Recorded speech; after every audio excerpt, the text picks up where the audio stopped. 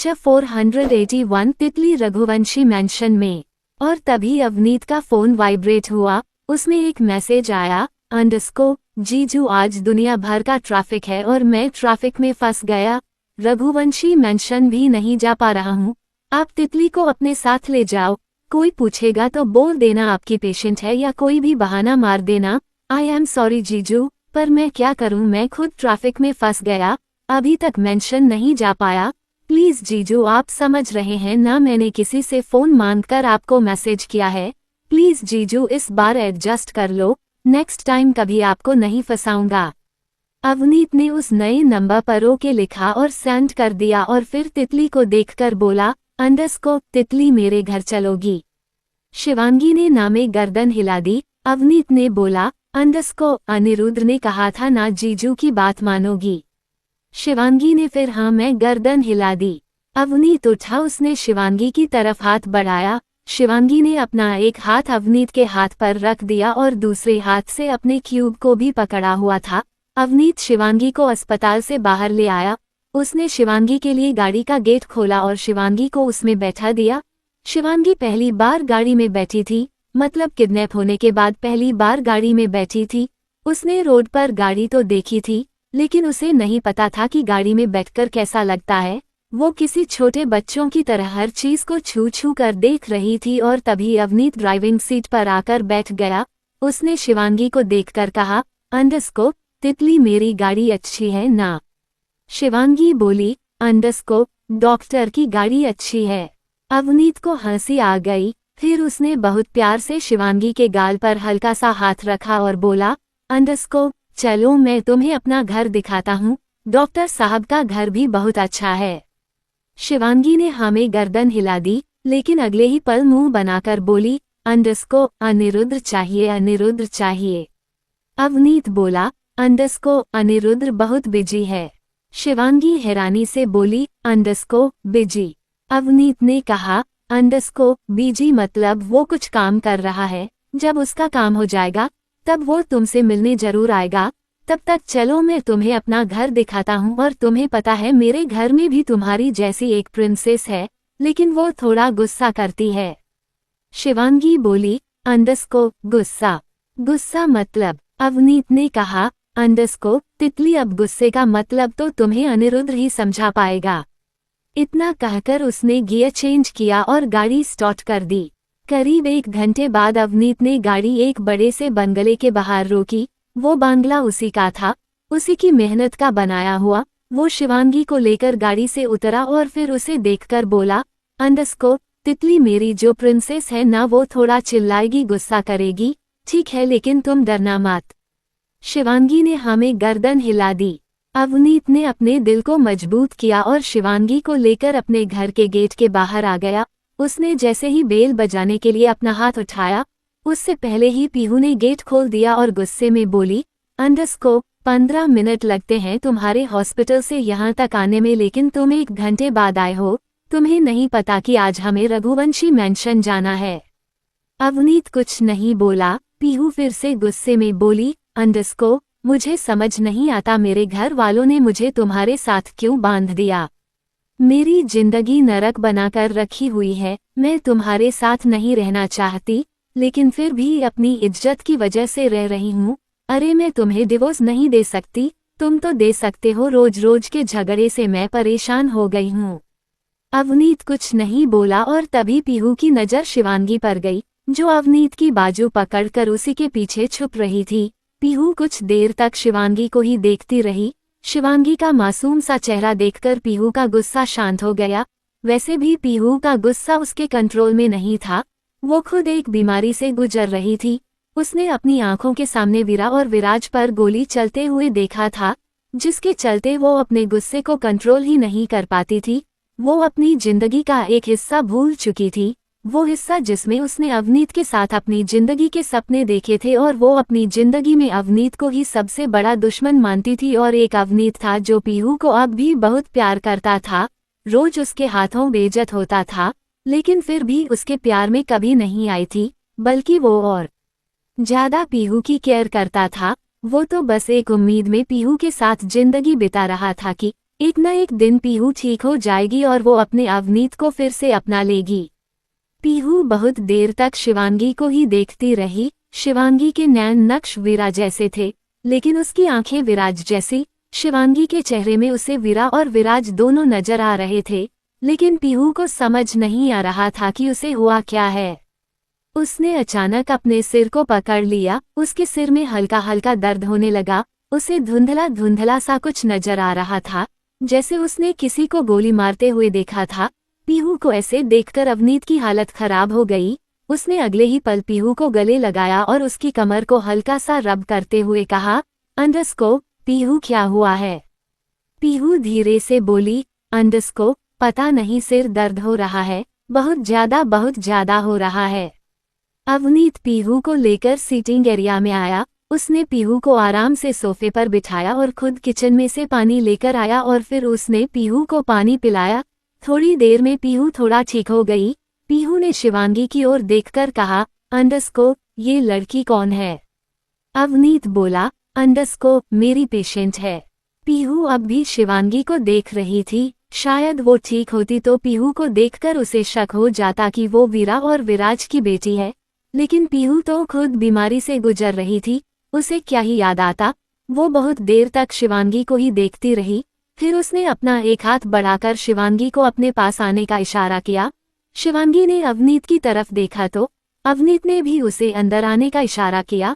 शिवांगी थोड़ा सा डरती हुई पीहू के पास जाकर खड़ी हो गई।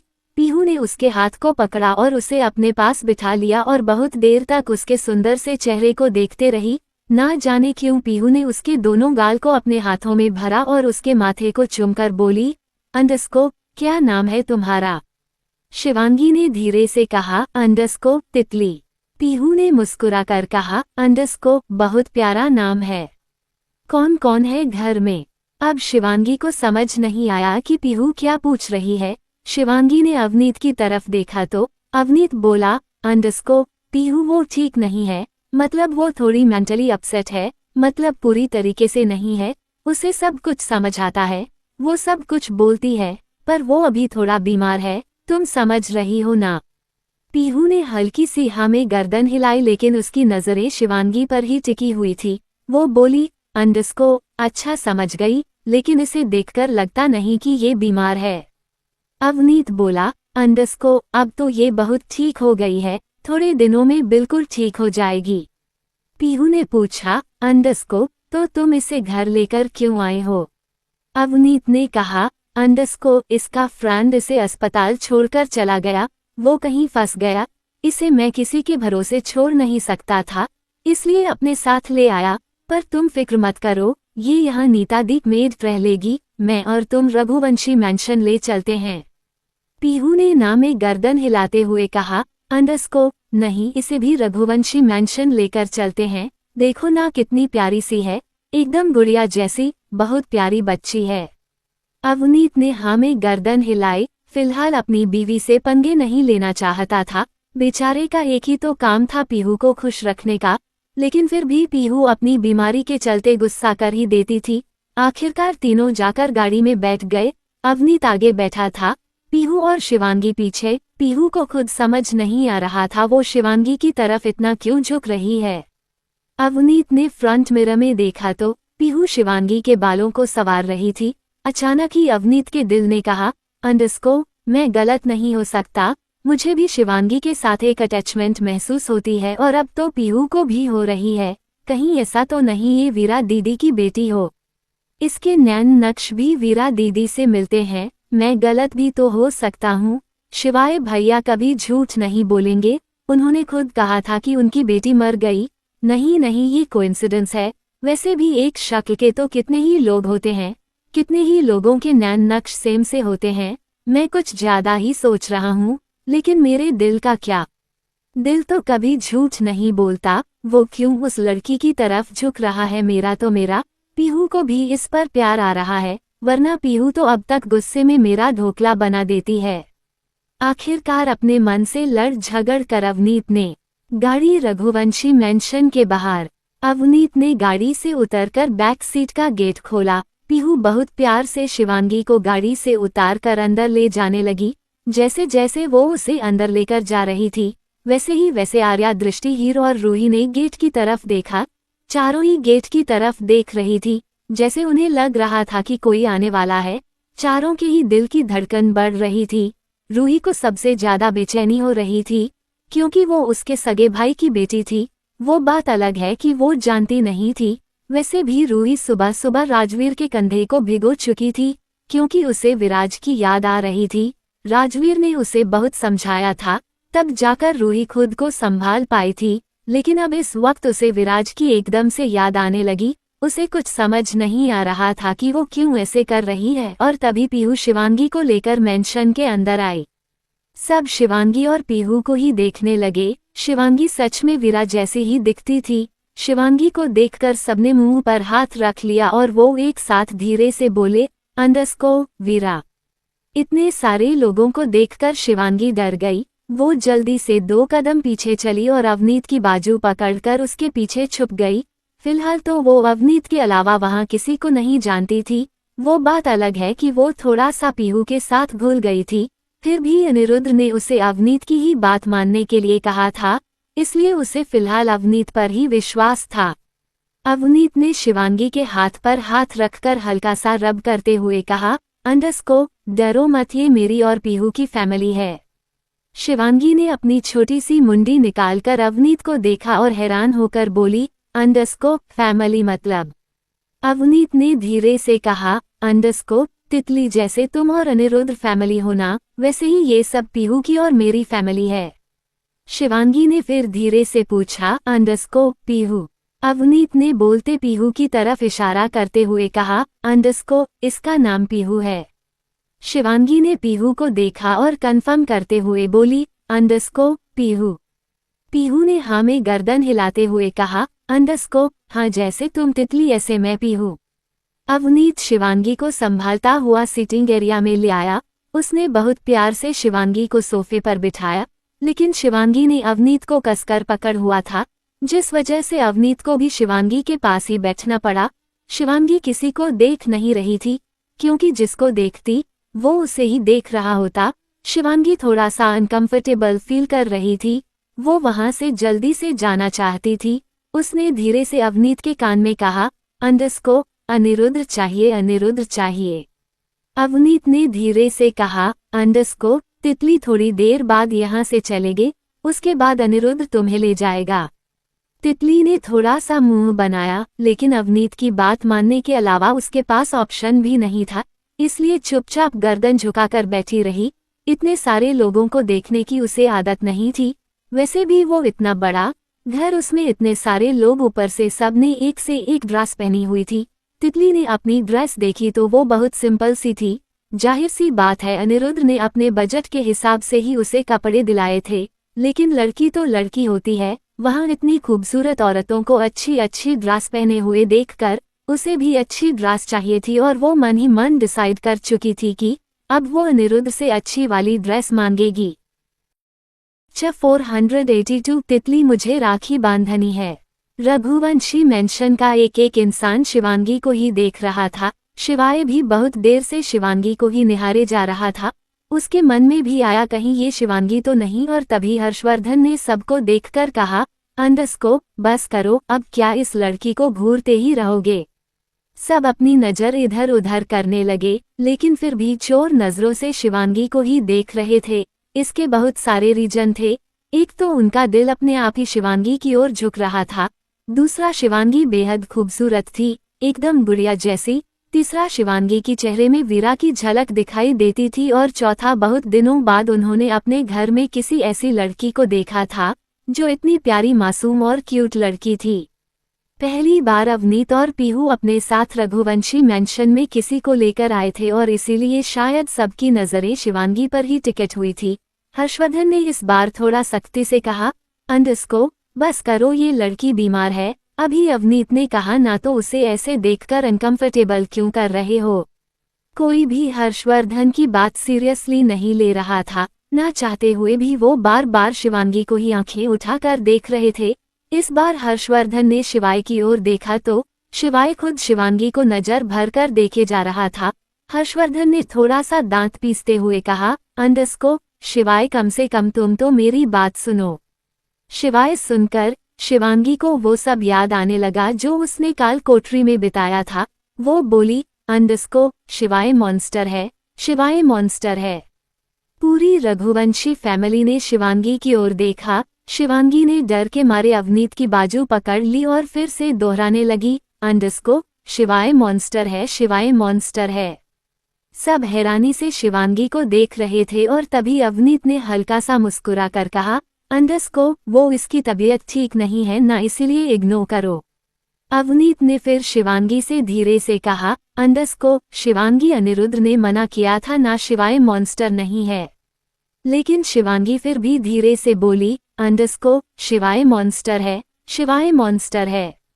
ऐसा लग रहा था जैसे जो वक्त वो भी बिता चुकी है वो उस पर फिर से हावी हो रहा हो, और ये बात हर्षवर्धन समझ रहा था। उसने पूरी रघुवंशी फैमिली को देखकर कहा अंडरस्कोर यार तुम लोग प्लीज इसे अनकंफर्टेबल मत करो वरना मैं चला जाऊंगा। बस बहुत हुआ, अगर एक और बार इस लड़की की तरफ किसी ने देखा तो मेरा थप्पड़ सीधा गाल पर आएगा। सब इधर उधर देखने लगे। अवनीत ने धीरे से शिवांगी से कहा अंडरस्कोर शिवाय तो अच्छा है, अनिरुद्ध के पास जाना है ना।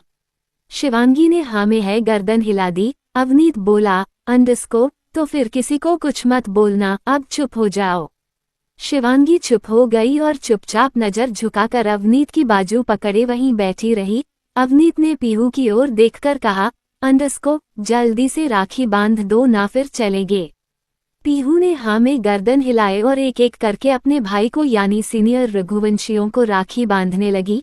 सबसे पहले उसने दिव्यांश दृष्टि को राखी बांधी, फिर शिवाय आर्या, फिर देव को राखी बांधी और सरगम को भी, फिर अभिमान और आराध्या को। फिर वो कृष को राखी बांधते हुए बोली अंडरस्कोर कृष अब तुम भी शादी कर लो, तुम्हारी बीवी को भी बांध दिया करूंगी। कृष ने मुस्कुराकर मीरा को देखा और मीरा ने नजरें नीचे कर ली। कृष बोला अंडरस्कोर पीहू दी सब कुछ ठीक रहा ना तो पक्का अगली बार मेरे साथ साथ मेरी बीवी को भी राखी बांधना। पीहू ने कृष को मीठा खिलाते हुए कहा अंडरस्कोर अगर कोई है तो बता दे, आज ही राखी बांध दूंगी। कृष ने बहुत धीरे से पीहू के कान में कहा अंडरस्कोर है तो, लेकिन अगर मैंने यहाँ बता दिया ना तो ये सब के सब जूता उतारकर मुझे मारने लगेंगे, बाद में बताऊंगा। पीहू ने मुस्कुराकर हाँ में गर्दन हिला दी और फिर उसने युग को राखी बांधते हुए कहा अंडरस्कोर तुझसे कोई लड़की पटी है या तू अभी सिंगल ही घूम रहा है। युग बोला अंडरस्कोर मैं सिंगल ही ठीक हूँ, लड़की पटा कर क्या करूँगा।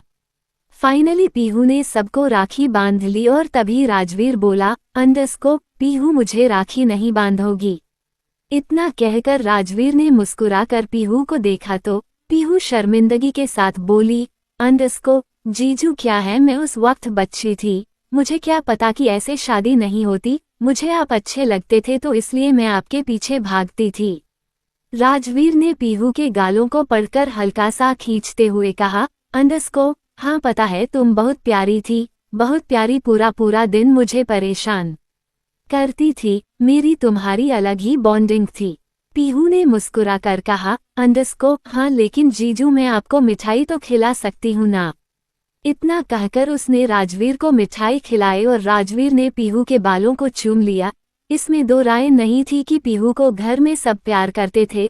उसके बाद पीहू ने रूही को देखकर कहा अंडरस्कोर बुआ जी अब आप भी बांध दीजिए, हमेशा मेरे बांधने के बाद ही आप दिव्यांश भाई को राखी बांधती है। रूही दिव्यांश को राखी बांधते हुए बोली अंडरस्कोर तो क्या हुआ, तुम छोटी हो, मैं चाहती हूँ पहले तुम राखी बांधने का शगुन करो। बात करते करते रूही ने भी सबको राखी बांध दी, लेकिन अगले ही पल उसकी आंखें नम हो गई क्योंकि उसे विराज की याद आ रही थी। पर उसने बड़ी सफाई से अपने आंसुओं को छुपा लिया और तभी शिवांगी ने अपना हाथ बढ़ाकर कहा अंडरस्कोर तितली राखी। रूही ने शिवांगी को देखा तो शिवांगी ने अपना हाथ नीचे कर लिया और फिर से अवनीत की बाजू पकड़कर अपना चेहरा उसकी बाजू में छुपाने की कोशिश करने लगी। रूही ने बड़े प्यार से शिवांगी के चेहरे को पकड़ा और पूछा अंडरस्कोर तितली को राखी बंधवानी है। तितली ने हमें गर्दन हिला दी और रूही ने शिवांगी के हाथ में भी राखी बांध दी। फिर उसने शिवांगी को मिठाई का एक छोटा सा टुकड़ा खिलाया और शिवांगी ने भी खा लिया। फिर वो मुस्कुरा कर बोली, अंडरस्को यम्मी। सबके चेहरे पर मुस्कुराहट आ गई। सब बातें करने लगे, लेकिन शिवाय कंटिन्यू फोन में कुछ कर रहा था। शायद किसी को इंस्ट्रक्शन दे रहा था कि वो इस लड़की के बारे में पता करके बताएं, क्योंकि घर में सबसे ज्यादा स्ट्रांग फीलिंग शिवाय को ही आ रही थी। वही जानता था कि शिवांगी जिंदा है। उसने फोन में कुछ टाइप करके दिव्यांश की ओर देखा तो दिव्यांश भी फोन में कुछ टाइप कर रहा था। शिवाय को समझते देर नहीं लगी कि अब घोड़े दिव्यांश भी दौड़ाएगा। शिवाय खुद में ही बड़बड़ाया, अंडरस्को चलो किसी का घोड़ा तो दौड़े, कोई तो घोड़ा जीत का परचम लहरा दे और पता करके बता दे कि ये लड़की है कौन। बातें करते करते आर्या ने आराध्या की ओर देखकर कहा, अंडरस्को आराध्या अनिरुद्ध कब आएगा। अनिरुद्ध का नाम सुनकर अवनीत ने कसकर आंखें बंद कर ली और शिवांगी अवनीत की ओर देखकर बोली, अंडरस्को अनिरुद्ध चाहिए, अनिरुद्ध चाहिए। वो इतने धीरे बोल रही थी कि किसी को उसकी आवाज सुनाई नहीं दी, लेकिन उसका रिएक्शन सब देख रहे थे। हर्षवर्धन ने कहा, अंडरस्को क्या कह रही है ये। अवनीत बोला, अंडरस्को कुछ नहीं, अब हमें चलना चाहिए। पीहू ने कहा, अंडरस्को थोड़ी देर और रुकते हैं ना। पीहू के कहने पर अवनीत शांत हो गया, लेकिन फिर उसने हल्का सा हाथ शिवांगी की हाथ पर रखकर कहा, अंडरस्को बस अब थोड़ी देर में यहाँ से चलेंगे, फिर तुम्हें अनिरुद्ध से मिला दूंगा। शिवांगी ने हाँ में गर्दन हिला दी। सब फिर से बातें करने लगे। शिवांगी उस थाली को देख रही थी जिसमें बहुत सारी राखियां रखी हुई थी। सब सीटिंग एरिया में बैठे हुए थे, बातें कर रहे थे और बार बार शिवांगी को देख रहे थे। शिवांगी ने एक हाथ बढ़ाकर उनमें से एक राखी ले ली और खुद ही उसे हाथ पर बांधने की कोशिश करने लगी। उसे नहीं पता था राखी का त्योहार कैसा होता है, क्या होता है। वो तो जिस चीज को देखती थी उसमें अट्रैक्ट हो जाती थी, उसे जानने की इच्छा उसके अंदर बढ़ जाती थी। लेकिन अभी उसे लैंग्वेज के सारे शब्द नहीं आते थे, जिस वजह से वो अपनी बात समझा नहीं पाती थी। वो रूही को कह रही थी कि वो राखी बंधेगी, लेकिन रूही ने समझा कि वो राखी बंधवाना चाहती है। ये भी बाल गोपाल की कोई लीला ही थी, जिसने विराज के नाम की राखी शिवांगी के हाथ में बंधवा दी थी। शिवांगी बहुत देर तक एक राखी से खेलती रही और तभी अवनीत ने उस थाली को थोड़ा अपनी तरफ खींचकर शिवांगी की ओर कर दिया। शिवांगी ने अपने सामने इतनी सुंदर सुंदर और अच्छी अच्छी राखी देखी तो वो खुश हो गई और वो एक एक करके सारी राखी देखने लगी। फिर उसने अनजाने में ही उस राखी को उठाकर अपने पास बैठे अभिमान की कलाई पर रख दी। अभिमान ने हैरानी से शिवांगी को देखा और बहुत प्यार से बोला, अंडरस्को तितली मुझे राखी बांधनी है। तितली थोड़ा सा घबरा गई। उसने अवनीत की बाजू फिर से पकड़ ली। अवनीत ने शिवांगी के गाल पर हाथ लगाकर कहा, अंडरस्को राखी बांधनी है, जैसे पीहू ने बांधी थी। शिवांगी ने नम आंखों से हाँ में गर्दन हिला दी, क्योंकि उसे थोड़ा डर लग रहा था। अभिमान अपनी जगह से खड़ा हुआ। वो शिवांगी के पास गया।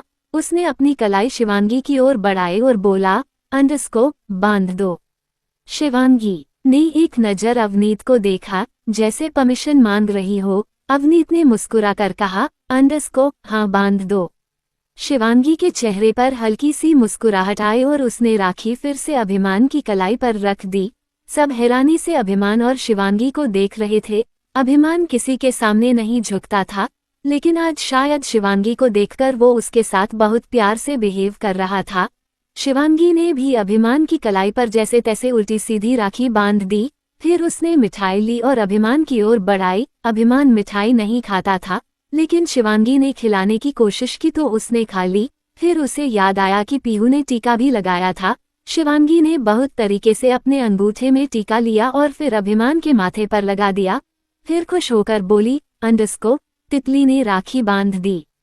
अभिमान ने अपनी जेब में से कुछ पैसे निकाले और शिवांगी की ओर बढ़ाते हुए कहा, अंडरस्को ये तुम्हारे लिए गिफ्ट। शिवांगी ने नामे गर्दन हिलाते हुए कहा, अंडरस्को नहीं तितली को नहीं चाहिए। अभिमान ने अवनीत की ओर देखा तो अवनीत ने शिवांगी से कहा, अंडरस्को तितली ले लो, ये तो गिफ्ट है। शिवांगी ने नामे गर्दन हिला दी। वो इतनी भी बेवकूफ नहीं थी कि उसे समझ नहीं आ रहा था कि वो बहुत ज्यादा पैसे हैं। वैसे भी वो अनिरुद्ध की परमिशन के बिना कुछ नहीं करना चाहती थी। इसलिए उसने ना में गर्दन हिला दी। अवनीत बोला, अंडरस्को रहने दो, अभिमान वो नहीं लेगी जब तक उसका दोस्त नहीं कहेगा वो किसी से पैसे नहीं लेगी। अभिमान ने अवनीत की तरफ पैसे बढ़ाते हुए कहा, अंडरस्को जीजू तो आप रख लो, आप इसके फ्रंट को दे देना। अब अवनीत बोला, अंडरस्को रहने दो, अभिमान मुझे पता है इसका दोस्त भी नहीं लेगा, तुम वो सब छोड़ो, रहने दो। अभिमान ने फिर पैसे अपने पास वापस रख लिए और अपने कमरे में चला गया। तभी युग बोला, अंडरस्को तितली मुझे भी राखी बांधोगी। शिवांगी ने नजर उठाकर युग को देखा और मुस्कुराकर हाँ में गर्दन हिला दी। बस फिर क्या था, युग, कृष और देव तीनों ही आगे आ गए और उन्होंने भी पंजों के बल बैठकर अपना हाथ तितली की ओर बढ़ा दिया। शिवांगी के चेहरे पर एक बड़ी सी मुस्कुराहट आ गई, क्योंकि अब वो सबको राखी बांधने वाली थी, अनजाने में ही सही, लेकिन उसका भी पहला त्योहार बाल गोपाल की कृपा से उसके घर में ही मन रहा था। उसने एक एक करके तीनों को राखी बांधी और फिर तीनों को ही मिठाई खिलाई और शिवांगी खुश हो गई। उसके चेहरे की मुस्कुराहट बता रही थी कि वो अब धीरे धीरे रघुवंशी मैंशन में कंफर्ट हो गई है। तब तक अभिमान भी अपने कमरे से वापस आ गया था। उसके हाथ में एक ज्वेलरी बॉक्स था। उसने वो अवनीत की ओर बढ़ाते हुए कहा, अंडरस्को पापा कहते हैं कि बहनों को गिफ्ट देना ही चाहिए। अब जबकि तितली ने मुझे राखी बांध दी तो ये मैं उसे दे रहा हूँ, आप उसके फ्रंट को दे देना, कुछ कहेगा तो आप संभाल लेना। अवनीत लेना तो नहीं चाहता था, लेकिन ये भी जानता था अभिमान जिद्दी है, दिए बिना मानेगा नहीं। उसने बिना किसी ना नुकुर के वो गिफ्ट ले लिया और अब तितली की ओर बढ़ाते हुए कहा, अंडरस्को तितली ये लो गिफ्ट। शिवांगी ने नामे गर्दन हिला दी। अवनीत बोला, अंडरस्को ले लो। शिवांगी ने इस बार ले लिया और उसे खोलकर देखा तो उसमें बहुत सुंदर नेकलेस था और बहुत एक्सपेंसिव भी, शायद आराध्या का होगा, जिसे अभिमान ने बिना आराध्या से पूछे शिवांगी को दे दिया था। आराध्या से पूछा था तो वो कौन सा मना कर देती, वो भी प्यार से शिवांगी को निहार रही थी। तभी युग बोला, अंडरस्को हाँ हाँ, हम चारों भाइयों की तरफ से इसे छोटा सा गिफ्ट समझकर रख लो। 483 उड़ा कर ले जाता, इसी बाइक के पीछे बैठा कर। वहीं दूसरी तरफ अनिरुद्ध ने बाइक रघुवंशी मैंशन में रोकी। उसने नोटिस नहीं किया कि वहां अवनीत की गाड़ी भी है। वो बाइक से उतरा और फोन निकालकर अवनीत को कॉल करने लगा, लेकिन अवनीत का फोन साइलेंट था, इसलिए उसे पता ही नहीं चला और वैसे भी वो बातों में इतना खो गया था कि उसने ये भी नहीं सोचा कि वो जाएगा तो अनिरुद्ध आएगा। अनिरुद्ध ने 2-3 बार कॉल किया और फिर सोचा, लगता है जीजू पीहूदी को लेकर चले गए होंगे, और यही सोचकर उसने अपना मोबाइल जेब में रखा और रघुवंशी मैंशन के अंदर चला गया। जैसे ही वो मैंशन के अंदर गया, उसकी नज़र शिवांगी से टकराई और वो जिस स्पीड से अंदर आया था उससे 100 गुना स्पीड से वापस भाग गया। शिवांगी ने अवनीत की बाजू पकड़कर धीरे से कहा, अंडरस्को अनिरुद्ध आ गया।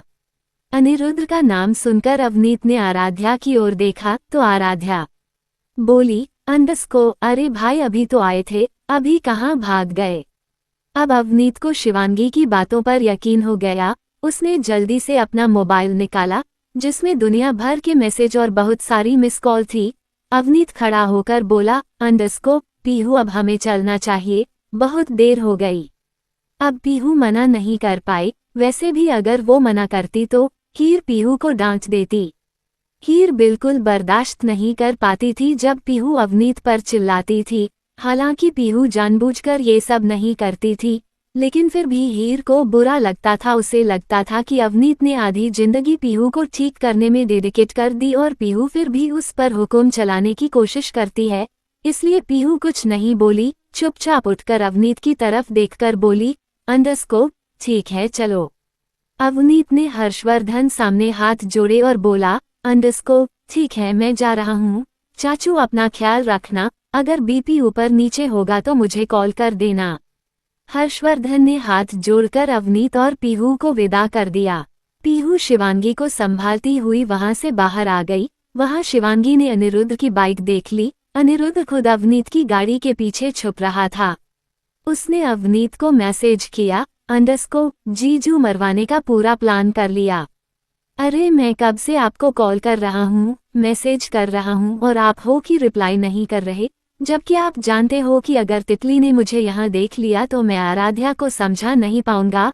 अरे आराध्या तो देखते ही देखते मेरे और इसके फेरे करवा देगी, वो तो वैसे भी मेरी शादी के सपने बचपन से देखती आई है। अवनीत ने हल्का सा मुस्कुराकर अनिरुद्ध को मैसेज करते हुए कहा, अच्छा अब लेकर तो जा रहा हूँ, तू जल्दी से राखी बंधवा कर मेरे घर आ जाना। अनिरुद्ध बोला, घर नहीं आऊंगा मैं, नहीं तो पीहू दी को पता चल जाएगा। अवनीत बोला, पीहू को एक न एक दिन तो पता चलेगा ही, कब तक छुपाओगे? मैं प्रॉमिस करता हूँ पीहू किसी को कुछ नहीं बताएगी। अनिरुद्ध के पास अब ऑप्शन नहीं था, वो बोला, ठीक है तो आप पीहू दी और तितली को लेकर जाओ, मैं आधे घंटे में वापस आता हूँ। अवनीत ने पीहू और तितली को अपनी गाड़ी में बैठाया और खुद ड्राइविंग सीट पर बैठ गया। जैसे ही पीहू ने गाड़ी का गेट बंद किया, वैसे ही तितली की नज़र अनिरुद्ध की बाइक पर चली गई और उसने बैक सीट पर बैठे हुए ही अवनीत की बाजू पकड़कर हिलाते हुए कहा, अनिरुद्ध की ब्रूम ब्रूम। अवनीत ने बाइक देखी और कसकर आंखें बंद कर ली और फिर पीछे देखकर मुस्कुराकर बोला, वो अनिरुद्ध की नहीं है, किसी और की है।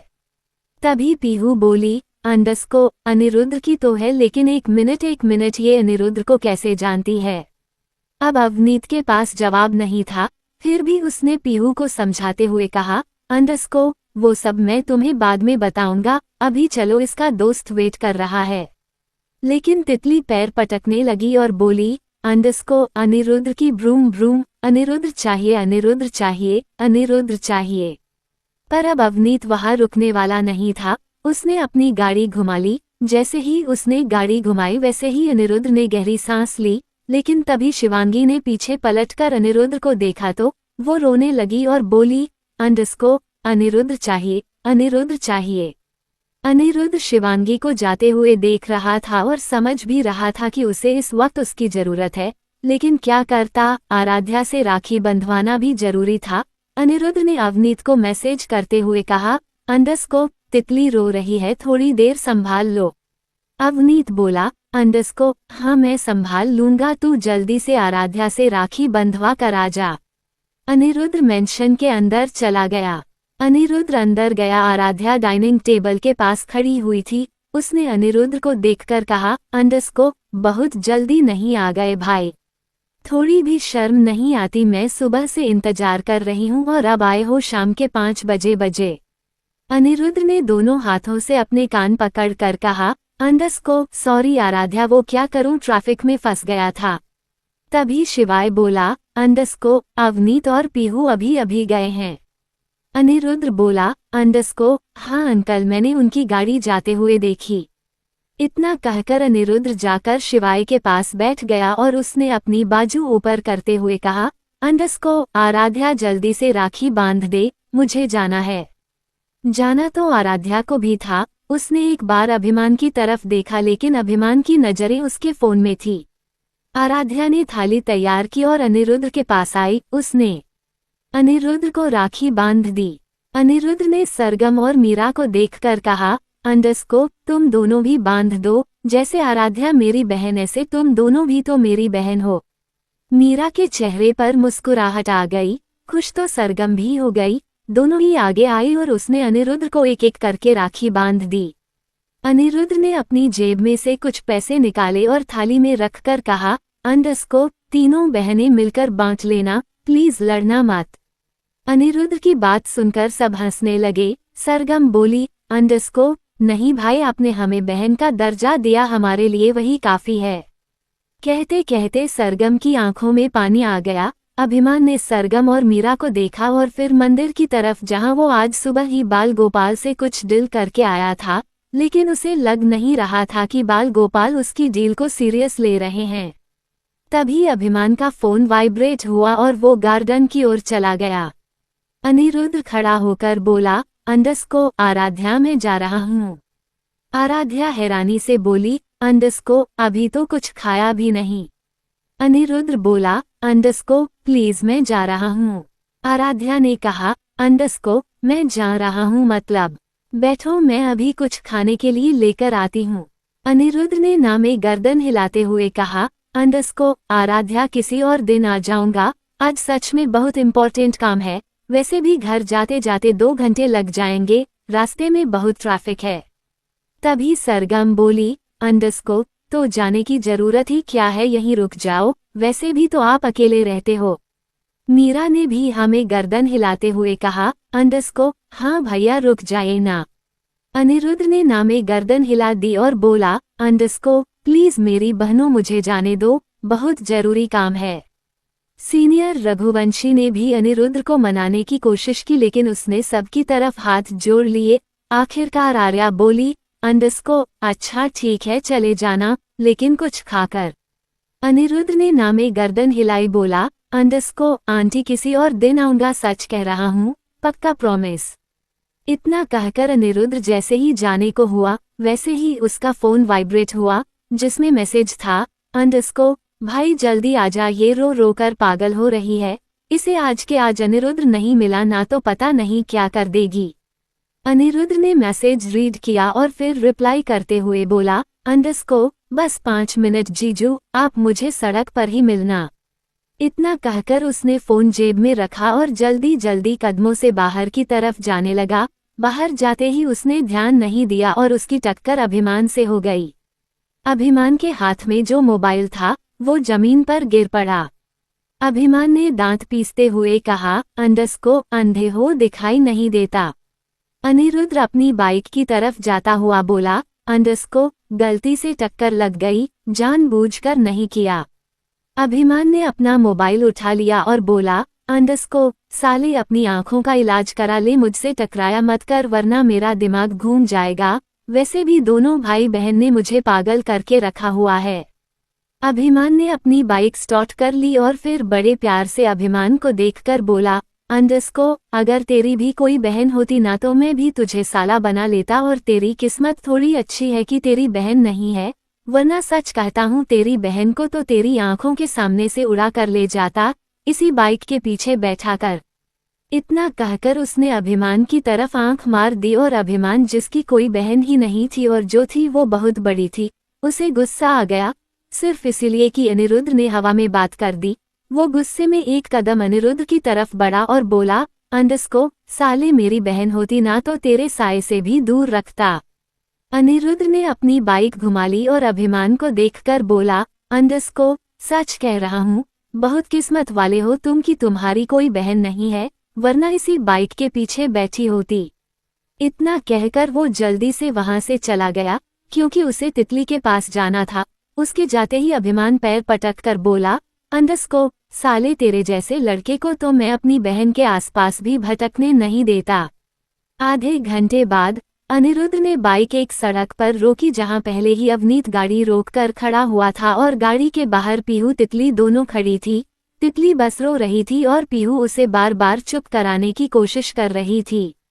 अनिरुद्ध ने हेलमेट उतारा और शिवांगी को आवाज लगाते हुए कहा, अंडरस्को, बस तितली में आ गया। जैसे ही शिवांगी ने अनिरुद्ध की आवाज सुनी, वो भागते हुए अनिरुद्ध के पास गई। अनिरुद्ध ने अपनी बाहें फैला दी। शिवांगी ने जाकर अनिरुद्ध को कसकर गले लगा लिया। अवनीत और पीहू दोनों ही उन दोनों को देख रहे थे। अवनीत ने पीहू की तरफ देखा, लेकिन फिर पीहू ने अपना चेहरा घुमा लिया। उसके अंदर अवनीत को लेकर प्यार की फीलिंग थी नहीं, वही अवनीत इस उम्मीद में जी रहा था कि एक दिन पीहू ठीक हो जाएगी। अनिरुद्ध शिवांगी को चुप करवाता हुआ बोला, अंडरस्को, तितली बहुत जरूरी काम से गया था, वरना जाता नहीं। शिवांगी को इतना तो समझ आ गया कि अनिरुद्ध झूठ बोल रहा है। वो थोड़ा सा दूर हुई और उसने अनिरुद्ध को मारना शुरू कर दिया और तभी पीछे से 2 लड़के बाइक पर आए और अनिरुद्ध शिवांगी को देखकर मुस्कुराने लगे। उनमें से एक लड़का बोला, अंडरस्को, गर्लफ्रेंड। शिवांगी ने पलटकर उस लड़के को देखा और बोली, अंडरस्को, गर्लफ्रेंड नहीं फैमिली। अनिरुद्ध ने हैरानी से शिवांगी को देखा और फिर उन लड़कों को देखकर जाने का इशारा किया। फिर उसने अवनीत की ओर देखकर कहा, अंडरस्को, क्या कह रही है ये? अवनीत ने अपने कंधे उचका दिए और बोला, अंडरस्को, रघुवंशी फैमिली के बारे में पूछ रही थी, तो मैंने बता दिया फैमिली क्या होता है। थोड़ी देर बाद शिवांगी शांत हो गई। उसने अनिरुद्ध के कॉलर पढ़कर कहा, अंडरस्को, तितली अनिरुद्ध फैमिली। अनिरुद्ध ने एक गहरी सांस ली और बोला, अंडरस्को, हाँ तितली अनिरुद्ध फैमिली चलो बैठो बहुत रो चुकी हो। शिवांगी ने हाँ में गर्दन हिलाए और अनिरुद्ध के पीछे बैठ गई। अनिरुद्ध ने थोड़ी सी बाइक चलाए और अवनीत के पास आया और फिर पीहू को देखकर बोला, अंडस्को दी किसी को बताना मत, ये थोड़ी सी बीमार है, जब ठीक हो जाएगी तो इसे इसकी फैमिली के पास छोड़ आऊंगा। पीहू ने हाँ में गर्दन हिला दी और अनिरुद्ध अपनी तितली को लेकर वहां से चला गया। उसके जाते ही अवनीत पीहू को गाड़ी में बैठने का इशारा किया और पीहू भी गाड़ी में बैठ गई। वहीं दूसरी तरफ अभिमान ने गाड़ी हॉस्पिटल के बाहर रोकी। उसे अंदर ही अंदर कितनी तकलीफ हो रही थी वही जानता था, और आराध्या वो ऐसे बैठी थी जैसे उसके अंदर जान ही नहीं हो। उसे अच्छे से पता था कि अगर अनिरुद्ध को इन सब बारे में पता चलेगा तो उसका दिल भी बहुत दुखेगा। कुछ भी था, लेकिन अगर उसे पता चला कि उसकी बहन प्रेग्नेंट है तो वो बहुत खुश होता। लेकिन आराध्या नहीं चाहती थी कि उसका बच्चा अनाथों की तरह पले। उसे नहीं पता था कि उसके और अभिमान के रिश्ते का क्या होगा। अभिमान ने आंखें बंद किए हुए कमर सीट से टीका रखी थी। थोड़ी देर तक दोनों ऐसे ही बैठे रहे। अभिमान ने फिर एक गहरी सांस लेकर कहा, अंडस्को हॉस्पिटल आ गया, उतरो। आराध्या तो अपनी सोच में गुम थी। अभिमान की बात सुनकर अपने होश में आए। उसने एक नज़र उम्मीद भरी नजरों से अभिमान को देखा कि शायद अभिमान खुलकर उससे बात कर ले, लेकिन अभिमान उसने तो आराध्या की तरफ देखना भी ठीक नहीं समझा। आराध्या धीरे से गाड़ी से उतरकर अस्पताल के अंदर चली गई। उसके जाते ही अभिमान ने गुस्से में स्टीयरिंग पर हाथ मार दिया। 484 तुम्हें बच्चा चाहिए कि नहीं? आराध्या जैसे जैसे हॉस्पिटल के अंदर जा रही थी वैसे वैसे उसका दिल जोरों से धड़क रहा था। उसे समझ नहीं आ रहा था क्या सही है क्या गलत। एक छोटी सी उम्मीद थी कि शायद अभिमान उससे खुलकर बात करेगा, लेकिन अभिमान ने तो ये बात कहकर पल्ला झाड़ लिया कि ये आराध्या का ही डिसीजन है, यानी अगर गलत हुआ तो भी आराध्या जिम्मेदार और सही हुआ तो भी आराध्या जिम्मेदार। आराध्या कॉरिडोर में जा रही थी और तभी उसने कानों में किसी के रोने की आवाज सुनी। उसने अपने लेफ्ट साइड में देखा तो एक कमरे में एक औरत रो रही थी। तभी एक नर्स ने उस औरत को चुप करवाते हुए कहा, अंडस्को देखो बेटा, रोने से कुछ नहीं होगा, तुम्हारा बच्चा ठीक हो जाएगा। आराध्या को समझते देर नहीं लगी कि उसके बच्चे को शायद कोई बीमारी है जिस वजह से वो औरत रो रही है, और आराध्या थोड़ा और आगे गई तो दो नर्स आपस में बात कर रही थी। एक नर्स बोली, अंडस्को उस औरत को देख रही हो, वो पिछले 4 साल से इस अस्पताल के चक्कर काट रही है, लेकिन अब तक प्रेग्नेंट नहीं हुई। आजकल बहुत बीमारियां हैं, जल्दी से औरतों की गोद भर नहीं रही। एक तरफ ये औरतें हैं जो मुट्ठी भर गोलियां खाती हैं ताकि एक बच्चे की किलकारी उनके आंगन में गूंजे, और दूसरी तरफ वो औरतें जो अपना अबॉर्शन करवा लेती हैं बिना ये सोच कि पता नहीं भविष्य में उन्हें बच्चा नसीब होगा या नहीं। तभी दूसरी नर्स पहली से बोली, अंडस्को अरे परसों की खबर नहीं सुनी, डस्टबिन में एक बच्ची मिली है। भगवान, मुझे तो सोचते ही शर्म आती है कि एक माँ अपने बच्चे को कैसे फेंक कर चली गई। उसके दिल में ममता बिल्कुल भी नहीं थी। ये सारी बातें आराध्या सुन रही थी। एक तो पहले ही वो फिजिकली मेंटली ठीक नहीं थी। ऐसी बातें सुनकर उसका दिमाग और ज्यादा खराब होने लगा। आखिरकार वो खुद को संभालती हुई डॉक्टर के केबिन में चली गई। लेडी डॉक्टर ने आराध्या को देखा तो बैठने का इशारा किया। आराध्या बैठ गई। लेडी डॉक्टर बोली, अंडस्को तो तुम तैयार हो? आराध्या ने कुछ नहीं कहा। ये बात सच थी कि वो तैयार नहीं थी। डॉक्टर ने फिर पूछा, अंडस्को हस्बैंड कहाँ है तुम्हारे? आराध्या ने केबिन के गेट की तरफ देखा जहाँ कोई नहीं था। आराध्या का दिल दुखने लगा। अभिमान ने उसे यहाँ भी अकेला छोड़ दिया, लेकिन उसे क्या पता था कि अभिमान खुद अकेला था। उसे भी खुद समझ नहीं आ रहा था कि हो क्या रहा है। जो भी था वो इस बच्चे को चाहता था और दोनों के बीच अकड़ की वजह से बात नहीं हो पा रही थी। लेडी डॉक्टर ने आराध्या की नब्ज पकड़ी और बोली, अंडस्को तुम्हारा बीपी लो है, मैं चेक कर देती हूँ। आराध्या ने गर्दन हिला दी। डॉक्टर ने आराध्या का बीपी चेक किया तो सच में लो था। डॉक्टर ने कहा, अंडस्को देखो तुम अभी बैठो, मैं तुम्हारे लिए ग्लूकोज का पानी मंगवाती हूँ तो तुम्हारा बीपी कंट्रोल में आ जाएगा। उसके बाद हम प्रोसेसिंग स्टार्ट करेंगे। आराध्या कुछ नहीं बोली, चुपचाप बैठी रही। डॉक्टर अपनी जगह से खड़ी होकर केबिन से बाहर चली गई। उसके जाते ही एक नर्स ग्लूकोज का पानी लेकर आई और उसने आराध्या के सामने उस पानी को रख दिया। आराध्या ने एक नज़र उस नर्स को देखा तो नर्स बोली, मैम इस पानी को पी लीजिए, आपका बीपी कंट्रोल में होगा, तभी प्रोसेसिंग स्टार्ट होगी। आराध्या ने उस पानी को धीरे धीरे पीना शुरू किया। जैसे जैसे वो पानी पी रही थी वैसे वैसे उसके दिमाग में बहुत कुछ चल रहा था। नर्स का बात करना, उस लेडी का रोना, डॉक्टर का उसे पिछले मीटिंग में समझाना। थोड़ी देर में डॉक्टर अंदर आई। उसने आराध्या के कंधे पर हाथ रखा और आराध्या एकदम से चौंक गई। उसने नम आंखों से डॉक्टर को देखा तो डॉक्टर ने कहा, तैयार हो आराध्या। आराध्या ने हमें गर्दन हिला दी। डॉक्टर ने एक इंजेक्शन तैयार किया और फिर आराध्या को देखकर बोली, आराध्या आखिरी बार पूछ रही हूँ, तैयार हो ना, क्योंकि इसके लगने के बाद बच्चा बचेगा नहीं और ऐसा ना हो कि इंजेक्शन लगवाने के बाद तुम्हें पछतावा हो। कुछ करो ना करो लेकिन तुम एक जीव मारने के पाप तो कर रही हो। आराध्या की आंखों में जो पानी था वो बह गया। इंजेक्शन देखकर आराध्या फूट फूट कर रोने लगी। डॉक्टर थोड़ी सीनियर थी, इसीलिए उसे समझ आ गया था कि आराध्या बहुत ज्यादा कंफ्यूज है।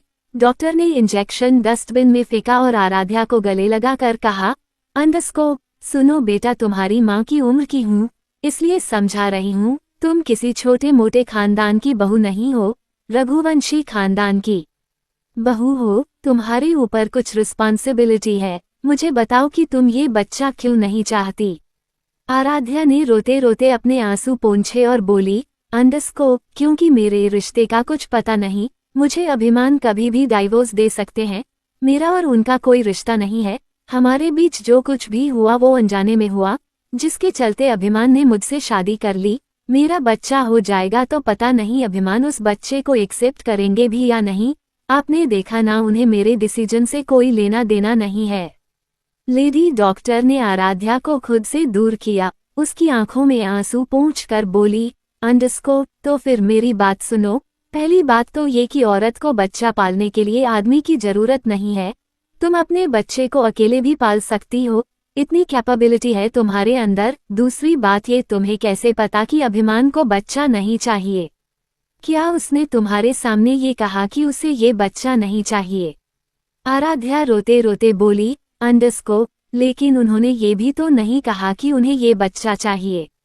डॉक्टर बोली, तो जाओ एक बार अभिमान से साफ साफ पूछकर आओ कि क्या उसे इस बच्चे से मतलब नहीं है, और अगर वो कहता है कि उसे इस बच्चे से मतलब नहीं है तो उसे आज डिवोर्स दे देना। लेकिन अगर उसने कह दिया कि वो इस बच्चे को चाहता है, फिर तुम क्या करोगी? आराध्या शांत हो गई। उसके आंसू रुक गए थे। उसे समझ नहीं आ रहा था कि वो डॉक्टर के इस बात का क्या जवाब दे। डॉक्टर ने आराध्या के गाल पर हाथ लगाकर कहा, जाओ एक बार मेरे कहने से पूछकर आओ, क्या सच में अभिमान को बच्चा नहीं चाहिए? तुम एक बच्चे को मारना चाहती हो तो कम से कम उसके पिता से तो पूछो कि वो क्या चाहता है। आराध्या बहुत ज्यादा टेंशन में थी। उसने ये सारी बातें तो सोची ही नहीं कि उसे कम से कम एक बार तो अभिमान से साफ साफ पूछना चाहिए, जबकि वो अच्छे से जानती थी कि अभिमान के अंदर बहुत अभिमान है, वो जल्दी से नहीं झुकेगा। आराध्या ने हमें गर्दन हिलाए और खड़ी हो गई। जैसे ही वो बाहर की तरफ जाने लगी वैसे ही उस लेडीज डॉक्टर ने कहा, आराध्या आधा अधूरा जवाब लेकर मत आना। आराध्या ने पलटकर डॉक्टर को देखा और हमें गर्दन हिलाई और फिर तेज कदमों से केबिन से बाहर चली गई। अगले 10 मिनट में अभिमान और आराध्या अस्पताल की पार्किंग में आमने सामने खड़े हुए थे। दोनों बोल नहीं रहे थे। आराध्या ने एक गहरी सांस लेकर चिल्लाते हुए कहा, तुमसे पूछ रही हूँ, तुम्हें ये बच्चा चाहिए कि नहीं? अभिमान कुछ नहीं बोला। उसे समझ नहीं आ रहा था आराध्या क्या बोल रही है। उसने कभी सोचा ही नहीं कि आराध्या उसके सामने आएगी और अचानक से ये पूछने लगेगी। वो तो इन सारी बातों के लिए तैयार भी नहीं था। आराध्या 2 कदम आगे बढ़ी। उसने गुस्से में अभिमान का कॉलर पकड़ा, उसे हिलाते हुए गुस्से में बोली, तुमसे पूछ रही हूँ और हिंदी में पूछ रही हूँ, साफ साफ पूछ रही हूँ, तुम्हें बच्चा चाहिए कि नहीं? अभिमान ने हल्की सी हाँ में गर्दन हिला दी और अगले ही पल आराध्या ने खींचकर एक चांटा अभिमान के गाल पर जड़ दिया। अभिमान का चेहरा एक तरफ हो गया। उसने हैरानी से चेहरा घुमाकर आराध्या को देखा तो आराध्या लाल आंखों से गुस्से में बोली, अंडरस्को, तो फिर मुझे साफ साफ क्यों नहीं कहा? क्यों सारा डिसीजन मेरे ऊपर छोड़ दिया? क्यों मुझे पाप करने पर मजबूर कर दिया? अभिमान ने धीरे से पूछा, अंडरस्को, क्या तुमने हमारे बच्चे को? अभिमान इतना ही बोल पाया था कि अगले ही पल आराध्या ने अभिमान के कॉलर पकड़कर हिलाते हुए कहा, अंडरस्को, तुम्हारी तरह कठोर दिल नहीं हूँ। ये सुनते ही अभिमान के चेहरे पर हल्की सी मुस्कुराहट आई। हालांकि उसने अभी अभी आराध्या के हाथों से थप्पड़ खाया था।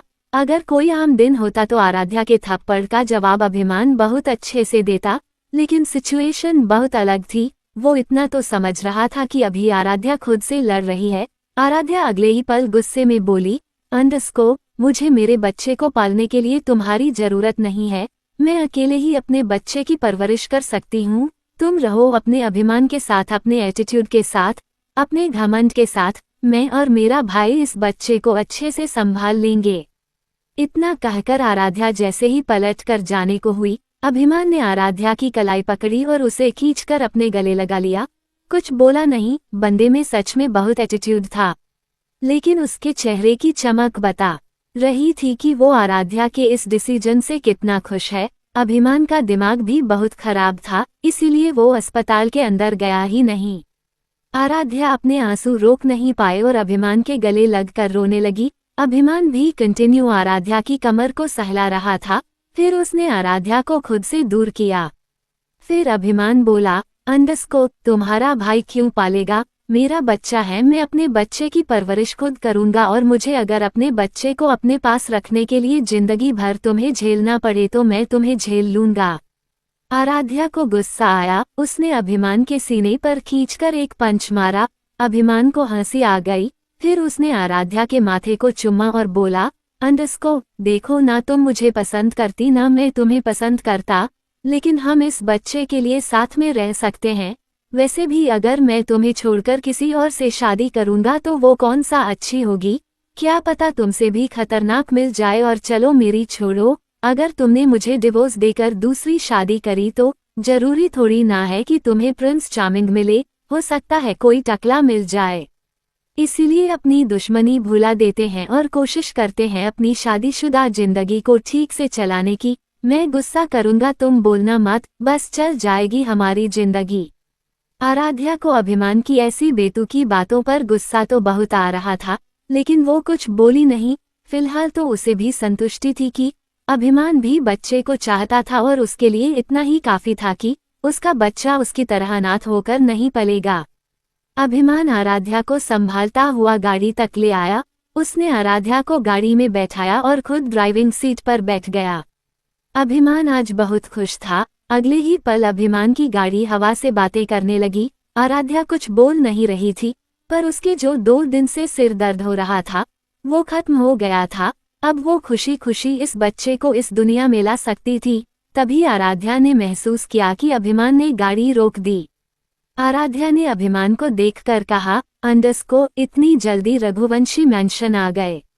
अभिमान बोला, अंडरस्को, नहीं, हम रघुवंशी मैंशन में नहीं है, बल्कि तुम्हारे लिए शॉपिंग करने आए हैं। आराध्या ने हैरानी से अभिमान को देखा। अभिमान का ये बोलना आराध्या के लिए किसी चमत्कार से कम नहीं था। वो अपनी मोटी मोटी आंखों से पलकें झपकाती हुई अभिमान को देख रही थी। अभिमान ने हंसते हुए कहा, अंडरस्को, मैंने तुम्हारा नेकलेस तितली को दे दिया, तो अब तुम्हें नेकलेस दिलाना पड़ेगा ना। चलो अपने लिए एक अच्छा सा नेकलेस पसंद कर लो।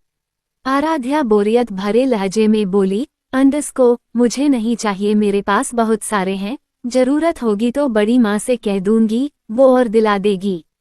अभिमान गाड़ी से उतर गया और घूमकर आराध्या के पास आया।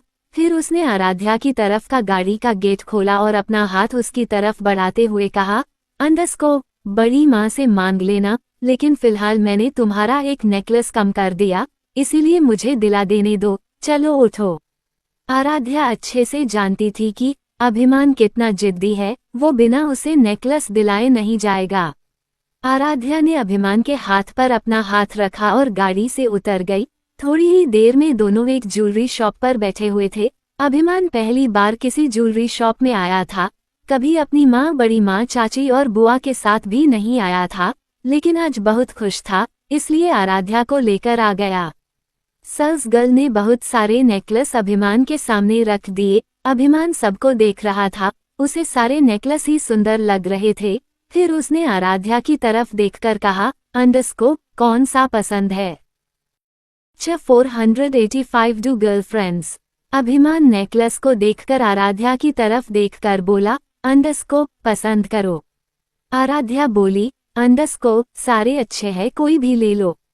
अभिमान बोला, अंडरस्को, पक्का सारे अच्छे हैं, कोई भी ले लूं। आराध्या ने हमें गर्दन हिला दी। अभिमान ने सेल्स गर्ल्स की ओर देखकर कहा, अंडरस्को, सारे पैक कर दो और 2 अलग से पैक कर देना। ये सुनकर आराध्या की आंखें हैरानी से फैल गई। वो अभिमान को आंखें फाड़े देखने लगी। अभिमान ने बहुत आराम से और प्यार से कहा, अंडरस्को, अभी तुमने ही तो कहा सारे अच्छे हैं। सेल्स गर्ल जैसे ही उन नेकलेस को बंद करने के लिए हाथ बढ़ाने लगी, वैसे ही आराध्या बोली, अंडरस्को, नहीं रुको, मैं पसंद करती हूँ। अभिमान के चेहरे पर हल्की सी मुस्कान आई। आराध्या 1-2 नेकलेस उठाकर देखने लगी और तभी अभिमान बोला, अंडरस्को, 2 एक्स्ट्रा पसंद करना। आराध्या ने अभिमान को हैरानी से देखा तो अभिमान बोला, अंडरस्को, देने हैं किसी को? आराध्या तंज भरी मुस्कान के साथ बोली, अंडरस्को, 2 गर्लफ्रेंड है तुम्हारी।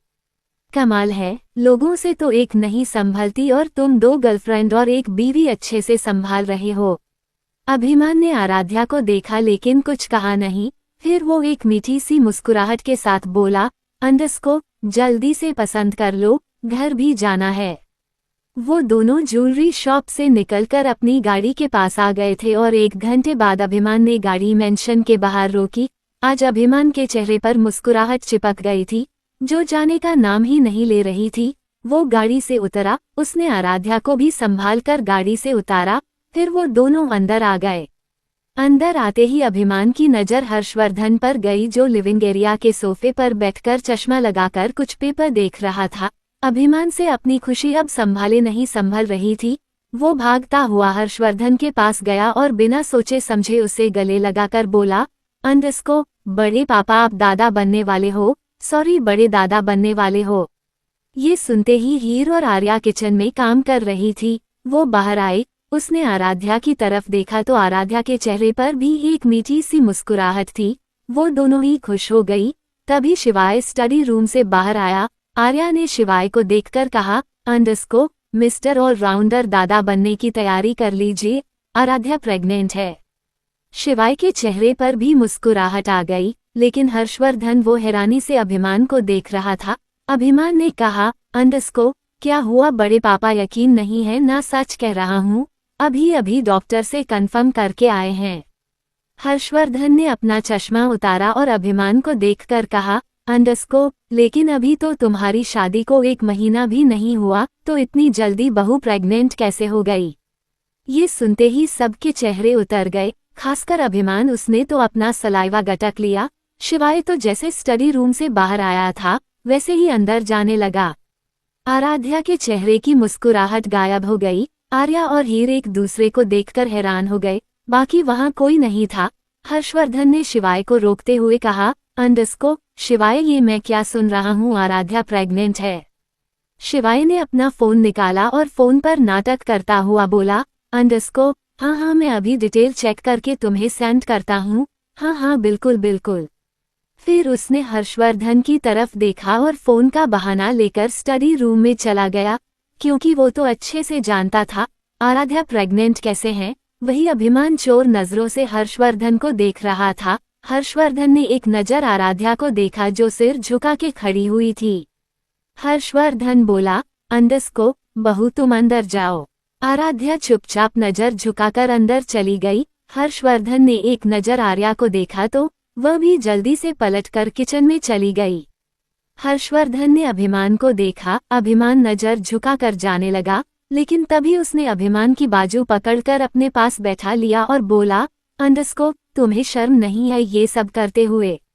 अभिमान ने कुछ नहीं कहा, चुपचाप बैठ रहा। हर्षवर्धन ने फिर कहा, अंडरस्को, हमारे घर के लड़के ऐसा नहीं करते, तुम्हें माफ कर रहा हूँ।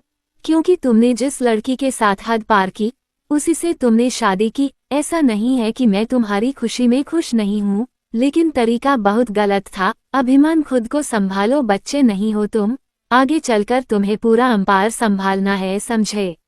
अभिमान ने हमें गर्दन हिला दी और तभी हीर, उसने अभिमान के गाल पर हाथ रख कर कहा, अंडरस्को, तुम जाओ, तुम्हारे बड़े पापा की तो आदत हो गई छोटी छोटी बातों में कमी निकालने की। पर तुम हमें बता देते कि तुम पहले ही आराध्या से प्यार करते हो तो कितना अच्छा लगता। चलो कोई बात नहीं, अब जाओ, जाकर आराध्या का ख्याल रखो। ऐसे वक्त पर बीवी को सबसे ज्यादा जरूरत अपने पति की होती है। जाओ, किचन में तुम्हारी माँ है, वो तुम्हें जूस दे देगी, जाकर आराध्या को पिला दो। अभिमान ने हमें गर्दन हिलाए और चुपचाप वहां से चला गया। वो जितनी खुशी से हर्षवर्धन के गले लगा था उतनी ही शर्मिंदगी के साथ वहां से चला गया। उसके जाते ही हीर ने हर्षवर्धन से कहा, अंडरस्को, ए जी, आप भी हद करते हैं, जो हो गया सो हो गया, बच्चों की खुशी में खुश तो हो जाते। हर्षवर्धन बोला, अंडरस्को, ओ जी मैं खुश हूँ, लेकिन अभिमान का तरीका गलत है। हीर बोली, अंडरस्को, समझते क्यों नहीं? अभिमान जवान है, आराध्या सुंदर है, आराध्या का तो इस मेंशन में आना जाना लगा रहता है। हो सकता है गलती हो गई हो, लेकिन अब तो अपनी गलती सुधार ली ना, अब खुश हो जाए। मैं तो बहुत खुश हूँ कि दादी बनने वाली हूँ। हर्षवर्धन ने हंसकर कहा, अंडरस्को, हाँ हाँ मैं भी खुश हूँ, जाओ एक कप चाय ले आओ, सिर में दर्द हो रहा है। हीर उठकर बोली, अंडरस्को, मैं तो बाप बेटे के सिर से परेशान हूँ, मुझे तो लगता है कभी कभी मेंशन में मैं बस चाय बनाने के लिए रह गई। फिर बड़बड़ाती हुई किचन में चली गई। अभिमान जूस का गिलास लेकर अपने कमरे में गया। उसने देखा तो आराध्या चेंज कर चुकी थी। उसके चेहरे पर एक मीठी सी मुस्कुराहट थी, जैसे वो अभिमान को जला रही हो। अभिमान ने जूस आराध्या की तरह बाते हुए कहा, अंडरस्को, इसे पी लो और ज्यादा खुश होने की जरूरत नहीं है। बड़े पापा को पता नहीं है हमारी शादी कैसे हुई, इसलिए उन्होंने ऐसा सवाल किया। आराध्या ने भी हाथ बांधकर कहा, अंडरस्को, तो जाकर बता दो बड़े पापा को कि हमारी शादी कैसे हुई। अभिमान ने एक उंगली आराध्या को दिखाए और बोला, अंडरस्को, अब मेरी शराफत का फायदा मत उठाओ, तुम प्रेग्नेंट हो इसलिए मैं तुम्हें जवाब नहीं देना चाहता हूँ, और अपना ख्याल रखा करो, मैं हर वक्त आगे पीछे नहीं घूम सकता। आराध्या ने जूस ले लिया और उसे धीरे धीरे पीने लगी। आधा गिलास जूस पीने के बाद आराध्या ने जूस का गिलास टेबल पर रख दिया। अभिमान, जो कि अपनी घड़ी उतार रहा था, उसने आराध्या को देखकर कहा, अंडरस्को, इसे पूरा फिनिश करो। आराध्या ने मुंह बनाकर नामे गर्दन हिला दी। अभिमान आगे आया, उसने गिलास उठाया और आराध्या के होठों पर लगाते हुए कहा, अंडरस्को, थोड़ा सा ही बचा है, पी लो, अब तुम अकेली नहीं हो, मेरा बच्चा भी है और दोनों माँ बेटा एक गिलास दूध नहीं पी सकते। इतना कहकर उसने पूरा जूस आराध्या को पिला दिया। आराध्या ने जूस पीकर कहा, अंडरस्को, आगे से आधा गिलास ही लेकर आना, मैं नहीं पी पाऊंगी, वोमिटिंग हो जाएगी। अभिमान बोला, अंडरस्को, वोमिटिंग हो जाएगी तो हो जाने दो, लेकिन खाने पीने में कोई कॉम्प्रोमाइज नहीं, मुझे हेल्दी बेबी चाहिए। कहकर अभिमान वॉशरूम में चला गया। उसके जाते ही आराध्या के चेहरे पर मीठी सी मुस्कुराहट आ गई। उसने कभी अभिमान का ये रूप तो देखा ही नहीं था। बच्चे की वजह से ही सही, लेकिन वो आराध्या का ख्याल रख रहा था और आराध्या को भी अंदर ही अंदर एक उम्मीद जग गई थी कि शायद उसके और अभिमान के रिश्ते में मिठास आ जाएगी और वो दोनों मिलकर अच्छे से इस बच्चे की परवरिश कर लेंगे। अभिमान आधे घंटे बाद वॉशरूम से बाहर आया तो आराध्या बेड पर लेटी हुई थी। अभिमान उसके पास गया और उसके गालों को हल्का सा सहलाते हुए बोला, अंडरस्को, गिलहरी नींद आ रही है। आराध्या नींद में बोली, अंडरस्को, हाँ आ रही है। अभिमान बोला, अंडरस्को, ठीक है तो तुम रेस्ट करो। इतना कहकर उसने आराध्या के ब्लैंकेट को ठीक से कवर किया, एसी का टेम्परेचर सेट किया और वहां से चला गया। जब वो बाहर आया तो उसकी नजरें मीरा को ढूंढ रही थी, लेकिन उसे मीरा कहीं दिखाई नहीं दी। अभिमान मीरा को ढूंढता हुआ गार्डन में गया, लेकिन उसे मीरा वहां भी नहीं मिली। अभिमान जैसे ही पलटकर अंदर जाने लगा, उसकी टक्कर सरगम से होते होते बची। सरगम भी अभिमान से ज्यादा बात नहीं करती थी। अभिमान ने पहले ही दिन दोनों बहनों की इतनी इंसल्ट कर दी थी, दोनों बहनें ही अभिमान से डिस्टेंस मेंटेन करती थी। सरगम अभिमान से डिस्टेंस मेंटेन करती हुई बाहर की तरफ जाने लगी। अभी सरगम एक कदम ही चली थी कि अभिमान ने पलटकर कहा, अंडरस्को सरगम। सरगम रुक गई। उसने पलटकर अभिमान को देखा तो अभिमान ने बहुत हिम्मत करते हुए कहा, अंडरस्को सरगम भाभी मीरा कहाँ है? सरगम भी थोड़ा सा घबराहट के साथ बोली, अंडरस्को उसने कुछ गलती कर दी। कुछ किया उसने? मुझे बताइए, मैं डांट दूंगी, आगे से आपके पास नहीं भटकेगी। बची है ना, इसलिए उसे पता नहीं है। आप बताइए उसने क्या किया? अभिमान कहा, अंडरस्को नहीं किया, कुछ नहीं है, बस ऐसे ही उससे बात करनी थी, मतलब पूछना था उसकी पढ़ाई कैसी चल रही है। बताइए ना कहाँ है वो? सरगम को अभिमान की बातों पर यकीन नहीं हो रहा था। वैसे भी अभिमान की जैसी पर्सनैलिटी घर में थी, किसी को भी उसकी बातों पर यकीन नहीं होता था, लेकिन अब वो बदल रहा था। क्यों बदल रहा था उसे खुद नहीं पता था। शायद वो दूसरों के दर्द को महसूस करने लगा था।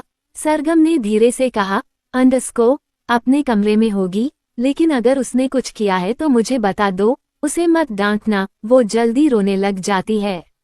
अभिमान ने गर्दन हिलाते हुए कहा, अंडरस्को नहीं डांटना नहीं है, सच में कुछ बात करनी है।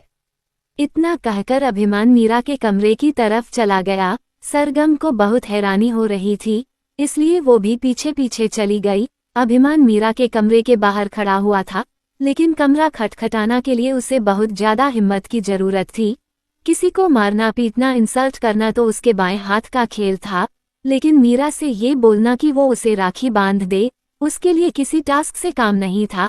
आखिरकार अभिमान ने अपने आप को मजबूत किया और गेट खटखटाया। 2 बार खटखटाने से मीरा ने गेट खोल दिया, लेकिन जैसे ही उसने अभिमान को देखा, उसने फिर से गेट बंद कर दिया। अभिमान ने कसकर आंखें बंद कर ली। उसे खुद पर गुस्सा आ रहा था कि उसने इन दोनों बहनों को इतना डरा दिया कि अब वो अभिमान के आसपास भी भटकना पसंद नहीं करती। अभिमान ने एक बार फिर हिम्मत करते हुए गेट खटखटाया। मीरा ने धीरे से गेट खोला और नम आंखों से गलती मानते हुए बोली, अंडरस्को मुझे सच में नहीं पता मैंने कल रात क्या किया। सॉरी, पक्का sorry, I am really very sorry. अभिमान ने बिना सोचे समझे अपना एक हाथ आगे किया और बोला, अंडरस्को मुझे राखी बांध दो। ये सुनते ही मीरा हैरान हो गई और पीछे खड़ी सरगम, उसने तो अपने दोनों हाथ मुंह रख लिए। अभिमान उन दोनों को बहन मानना चाहता था। अभिमान मीरा से राखी बंधवाना चाहता था। ये तो किसी 8वें अजूबे से कम नहीं था। मीरा तो आंखें फाड़े अभिमान को देख रही थी। अभिमान ने फिर कहा, अंडरस्को तुमसे कह रहा हूँ राखी बांध दो, कान्हा को भी तो बांधती हो। मीरा को कुछ समझ नहीं आ रहा था। उसने अभिमान के पीछे खड़ी हुई सरगम को देखा। सरगम तो खुद आंखें फाड़े अभिमान की कमर को देख रही थी। अभिमान ने मीरा की नजरों को फॉलो किया और पीछे पलटकर देखा तो सरगम खड़ी थी।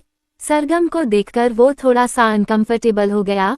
फिर उसने सरगम को भी हिम्मत करते हुए लड़खड़ाती जुबान में कहा, अंडरस्को तुम भी बांध दो। सरगम धीरे से बोली, अंडरस्को तबीयत ठीक है आपकी? शिवाय भैया को बुला दूं? अभिमान को समझ नहीं आ रहा था वो क्या करें। एक तो पहले ही वो इतनी मुश्किल से उन दोनों बहनों के सामने आया था और अब वो दोनों बहनें उसे आंखें फाड़ के देख रही थी, जिस वजह से अभिमान भी मन ही मन घबरा रहा था। फिर उसने कुछ सोचकर सरगम की बाजू पकड़ी और उसे मीरा के कमरे में लेकर आया। उसने सबसे पहले कमरा बंद किया और दोनों बहनों को देखकर कहा, अंडरस्को मैं तुम दोनों बहनों से राखी बंधवाने आया हूँ, चुपचाप राखी बांध दो वरना मुझसे बुरा कोई नहीं होगा। सरगम और मीरा दोनों हैरान थी। अभिमान राखी बंधवाने आया था, वो भी इतना अकड़कर राखी बंधवाने कौन आता है, लेकिन ये बात बोलने की हिम्मत दोनों बहनों में से किसी के अंदर नहीं थी। अभिमान बोला, अंडरस्को मेरा मुंह क्या देख रही हो, राखी बांधो। सरगम इधर उधर देखने लगी। उसने वहां एक थाली देखी जिसमें राखी रखी हुई थी, लेकिन उसमें मिठाई नहीं थी। सरगम ने मीरा को देखकर कहा, अंडरस्को जा जल्दी से फ्रिज में से मिठाई लेकर आ। मीरा तो अपने होश में नहीं थी, आंखें फाड़े बस अभिमान को देख रही थी। अभी कल रात तो उसने अभियान के साथ इतनी बदतमीजी की उसके मुंह पर पंच मार दिया और अब अभिमान खुद उसे राखी बंधवाने आया था।